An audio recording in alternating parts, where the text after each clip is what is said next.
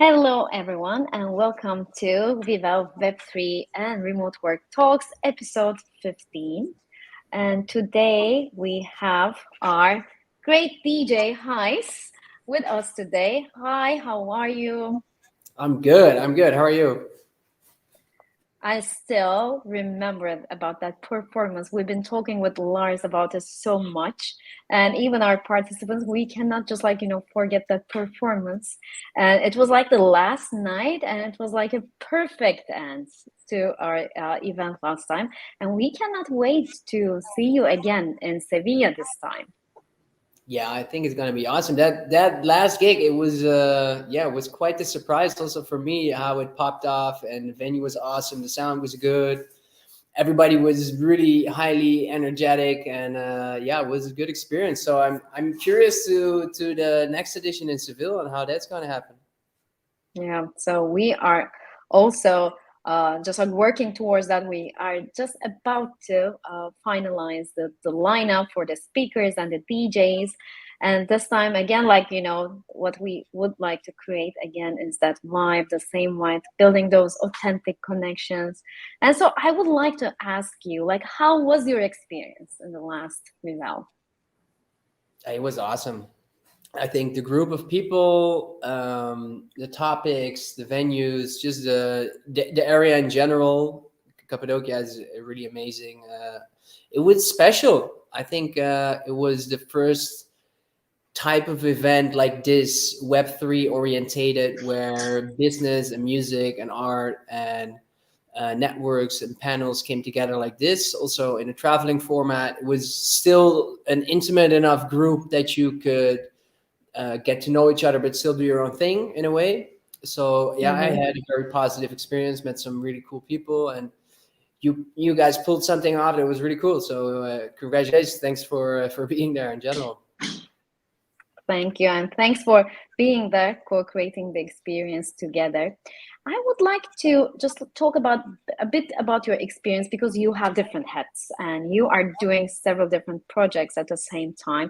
But I would like to start with your music career. So, how did it start? And like, what is that thing? Because you're not like a regular DJ, by the way. I mean, we saw that you're just like a performer. You're a real performer. So, where does that come from? Well, I don't know. I don't really see myself as a performer. I'm not really comfortable in the stage naturally in a way. My girlfriend would disagree, but I really just love music, and I this was actually only the first gig, maybe the only gig I did this year, because I was a professional DJ for a long time, between I think 8 years or something, and I just love music and I love playing music, and but the DJ lifestyle was just not my thing. But when I play music, I get into a mood, and I especially with the interaction on the dance floor, like it happened at Vivel, like people going crazy. Leontine was doing the fireworks, we had Mika was mopping the floor. These kind of things, and then it just gets fun, and I just feel like I'm providing the atmosphere where other people get down to it and they party and they feel good, and that gives me energy. But I'm always a little bit uncomfortable, when people are filming me or taking pictures, or I don't know, it's just not really at ease. But the music gets me going, and when it gets people going, then it's like it helps each other. That's exactly, by the way, the thing that we wanted to create to create that, the mood where everyone's in the flow so that everyone can just like find that flow. And I think, I mean, from what I have seen with you, I think you were totally in the flow. You were kind of like improvising, even like it wasn't something that you intentionally worked on, like your moves and how you were doing it on the stage. So it was exactly the vibe that we wanted to create. And that's what I would like to ask you. How did you like, what was it in your life that made you connected to music, and how did you find that passion in yourself when you were starting your career? Well, it started when I was really, really young, when you had the first MP3 players where you had like 32 megabytes you could download on LimeWire, like a couple of tracks, and I was listening to a lot of rap music. And even before that, one of the first tapes I had from IKEA, it had like two unlimited no, no, no, no, no. That was like the first thing when I was like 8 years old. But I never thought I could do something with it professionally. I honestly, I didn't have any rhythm before. I still don't have that much. I can listen to it well, but I had to practice, and I started playing with what turned out to be my partner Arthur, when we were 18 years old, in his band room. And then when I was studying, I was playing sometimes at parties, sometimes with him, sometimes alone. And I got a residency at a place called Disco Dolly in Amsterdam, and I had a regular weekly Tuesday night where I hosted the whole night. So I invited people over. I played the whole night back to back from 11 till 4. So you start up the night with an empty room, then people come in and they're like, okay, having their first drinks, getting a little groove on, and then you start building, and they're peaking, and then you kind of build it off again. Also with the energy and the music. So that's how I kind of learned how to play with the energy in the room and really read the room and just experiment with different types of music. And just I had the absolute freedom to play music that I just liked. And then when combining it with another person that bring their music and they're completely free to express themselves in that way, you're kind of dancing with the music and with the room in sync. And that's sometimes where I also get caught up in that whole synergy. And that's actually a really nice feeling. So I learned it on the job, so to speak. And that is it. Yeah, music to me is something that really transcends a lot of communication. It gets you into your feeling. It gets you connected to certain places and certain people in certain periods of time. It's like a time machine. So when you listen to certain types of tracks, it immediately takes you back to the first time you heard it, or the moment that you listen to it with the person that is special to you. It has a lot of power in that respect, and it can be used for good. It can be used for bad things as well. And also, maybe that's nice for me to elaborate on. Yeah, that might become a longer story, but that's one of the reasons why I actually quit professionally DJing, because I always thought music and the way I was using it was for good. But during Corona, and especially after, I realized that I was also facilitating a lot of toxic behavior. First and foremost, in myself, Mm. drinking a lot, doing drugs, not sleeping a lot, being all over the place. And I realized that more and more the environments I was getting in, I was catering to that. And before, I maybe didn't see it as a thing that was so bad, because I was still enjoying it and younger, maybe less conscious of what I was doing. But I realized, hey, this is not gonna end well for me. It's not good for my health, not physically, not mentally. It was taking up a lot of energy, and when I wanted to get in the zone, I still had to go drink or do whatever. So that didn't go well. I started producing music more as a way to still get into that feeling, but put it out more. And my debut album, which is now almost 3 years in the works, Lars knows all about it. I was like postponing it because it still didn't feel right. And now I'm working on this new project called House of Good News, and it's with Otto Gomez. Otto Gomes, he says himself, but he's this awesome Web3 and crypto community leader who I actually did a course with. He involved me with that, and we're going.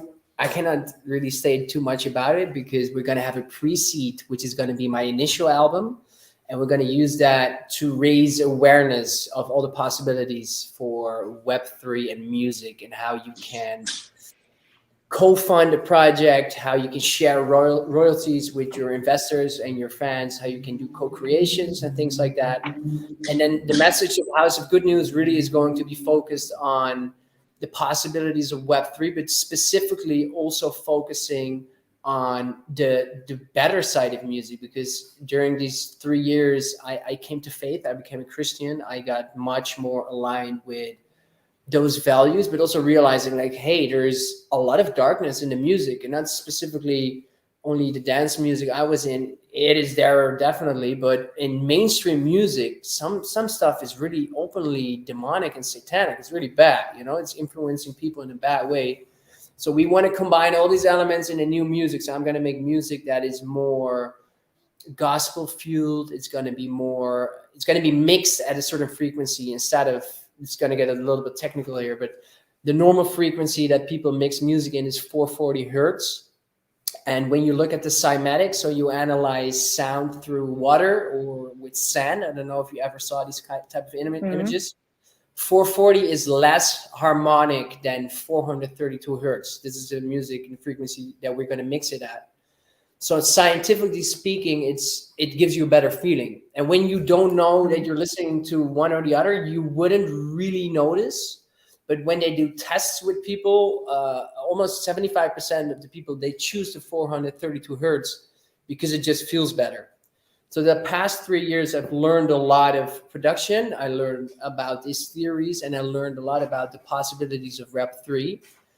So the music I made during Corona and the lockdowns, it was, as I said, I came to faith, but it was also a challenging period for me in general. I kind of had an existential crisis. I struggled a lot with all the lockdowns, all the psychological warfare that was going on, and all this kind of thing. So I started making different types of music. And that's going to be the first stepping stone. So I'm really now at a phase where I'm getting more out there. And then DJing or doing events, I only want to do in a setting I can be more in control. So I don't want to do night stuff. I don't want to do where people are drinking. I really want to keep it, a little bit more pure and sober, so to speak, but still have that power that music has to unite people, but on a way more conscious and happy level. And like a gig I did with Vivel was, I did improvise a little bit, I could play more up tempo, happy vibes, some classics, I always played like more soulful kind of styles with a lot of vocals and these kind of things. And then, then I'm in the flow and it's happy, but I like to keep that a little bit more special and exclusive and not live the full time. I'm going to be touring every week and all over the place. That's not for me anymore. So, it's actually kind of that. Sorry. Yeah. So you were. I feel like you found your life purpose, and you're just like more in line with your values. So that was kind of like a spiritual journey that you've been having. For sure. Yeah, I mean, I'm hearing that from you, and within that journey. So when Lars told you about Vivel, and you're just like you made that decision not to do like the DJ career, but just like you're into your spiritual journey. How did that fit with that journey that you were having in your life? Well, it's funny because Lars and me, we met each other at the Shelter in Amsterdam when I was DJing there. It was last year of May or something, right? I think May or June. Something like that. Yeah.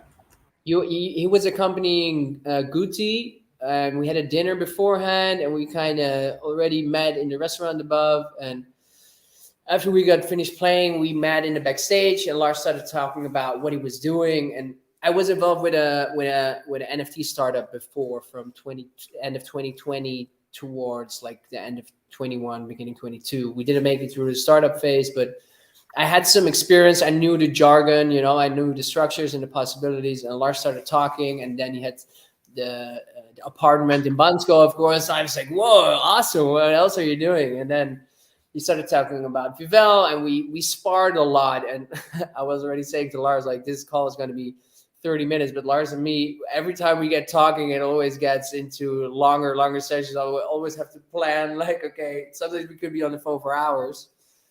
So there's just a lot of sync between, I think it's also so cheesy to say, but it's a way of being. It's like a lifestyle. It's like a way of thinking, realizing the opportunities, the possibilities, and then connecting with people who see that as well. But it's really in a way, it's really niche still, right? There's still a lot of people that have no idea what Web3 means or what it does or how they can use it.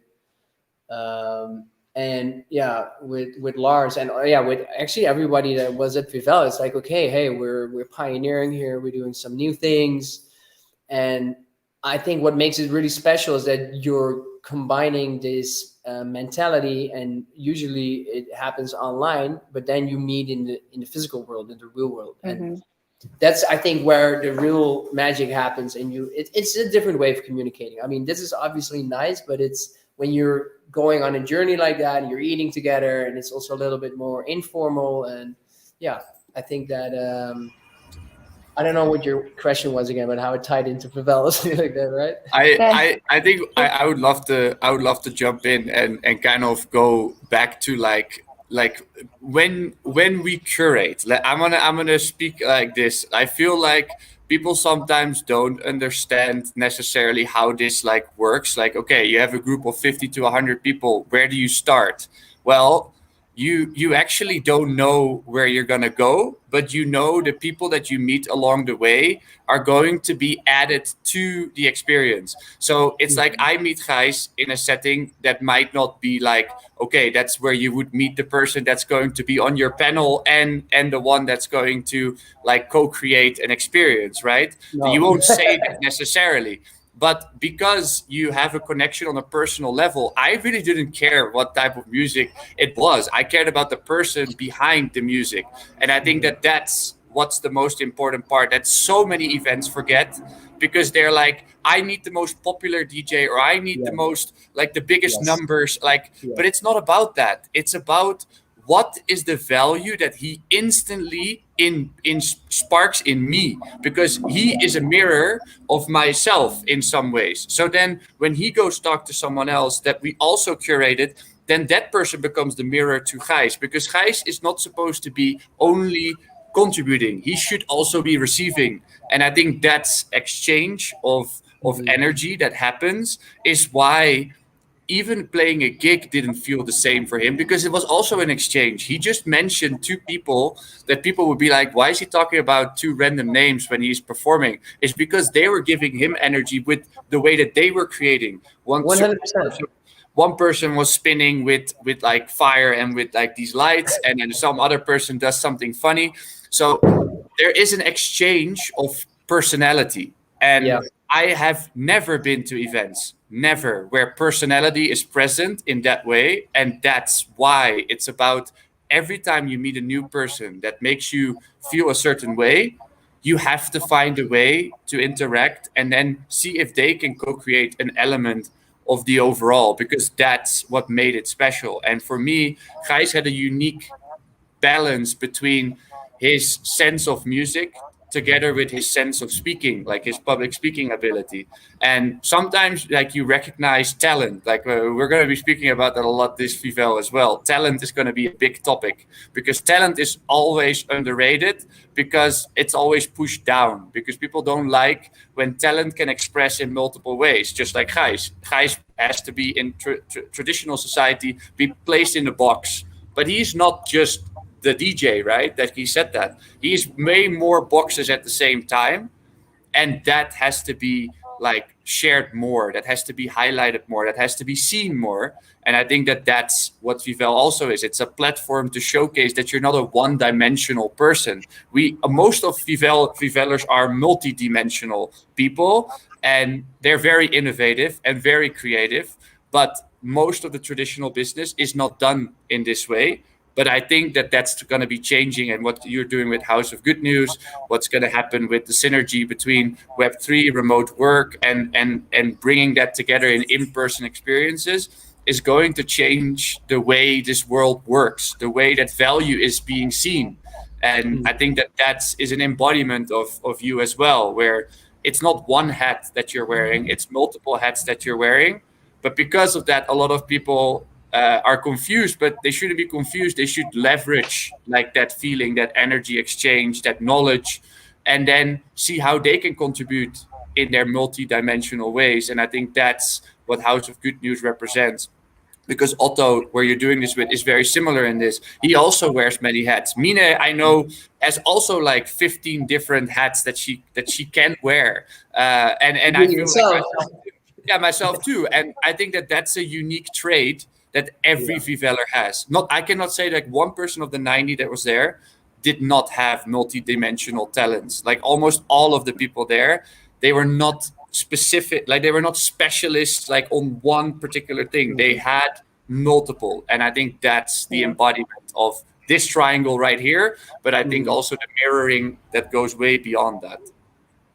So this would be my message to the audience who would be watching this later. If you come to Vivel, if you have question marks and why about why you should come to Vivel, if you meet someone at Vivel, you're not going to be meeting with a person, but it's going to be like a combination of several different people in one body. So like I think we're just like all embodying, you know, different skills, different worlds, I mean, all blended in one physical body, but actually we're just like, you know, a reflection of different skills, different, you know, parallel worlds within one single body. And I would like to, by the way, talk more about the House of Good News. But before that, you mentioned that you started an NFT business, NFT startup. Why did that fail? Can you just like, you know, if someone's going to be just like, you know, entering into that world, why did you first had that idea? What was it that triggered you, and what was going on with the startup business? So initially, it wasn't my idea. It was from Rudolf van A. He does Blockchain Week Netherlands. It's the biggest networking platform in Netherlands. It's awesome. BCNL, it's called. It's awesome to check out. They had an idea for you can earn like revenue shares of athletes. So you could invest in potential upcoming athletes, but they wanted to do the traditional way. Like they talked to all the big accountancy firms. It was a hard business case. He wanted to book me for, I think it was his wedding, and it was in the lockdown summer 2020. And he started to tell me about the ideas and that you could invest in the future potential earnings of an athlete. And I was like, that's awesome, that's a good idea. But I was like, did you come up with that for the creative sector? Because I think there's a lot of people that would be interested in that. And he said, no, actually not. I was like, well, let me get into that. I already was familiar with blockchain for a long time. I already did some trading and things like that.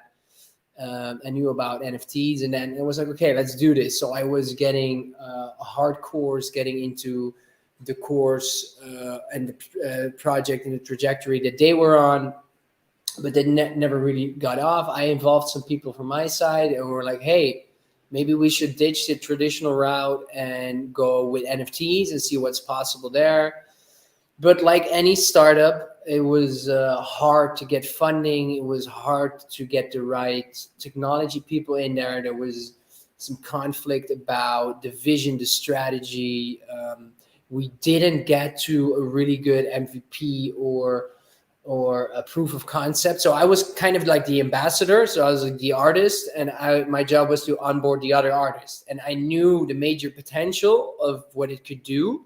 And I could give a lot of industry examples, like you had Don Diablo, you had Kings of Leon, you had Three Loud. There's a lot of big names with successful launches, but we just needed like a proof of concept from a local, or not even a local, but someone within our own network with the technology ready to go. So it was like a lot of talk, a lot of ideas, a lot of white papers in different formats and like different talks and all these kind of things. But nothing really got off the ground, and there was no money, so we were investing a lot of time. And there was also around the time when I was traveling to Brazil, so it kind of died out. And then we had a conflict about the style, and there was just too many people, not enough progress, no concrete funding, but a very valuable, insightful, and a lesson in a lot of ways. And then I came to a point, I was like, hey, instead of trying to convince other people to onboard here in this company, and it was like a lot of things that were just too complicated. So I was like, I'm just going to do this album myself and get my own proof of concept, and then I can build from that. And me and Lars, we talked a lot about what could be a good idea. And that was exactly around the time when the NFT market was booming. Like when you were launching Vivel, right? It was like, okay, here we go. And then like everything came crashing down. And it just felt like, no, I can only do this launch once. I can only do my debut album once. I was still also like struggling with the music, with the vision, with everything that was going on. Like I met my wife to be Floor, and like I realized that the DJ career wasn't it. So it was a lot of learning, a lot of adapting, a lot of studying, and looking into the markets. And I feel now, and now that I also met Otto, it was like, okay, now feels like the right structure, the right timing, because I think running into the last quarter and Q1, Q2, 2024, I think things are going to pick up. Like the market kind of consolidated. Everybody realizes, hey, it's here to stay and it's going to grow. And the prognosis of the market are looking well. And I think I have enough creative output now to share. I think I've built partly also through Lars and Vivel and the people I've met there.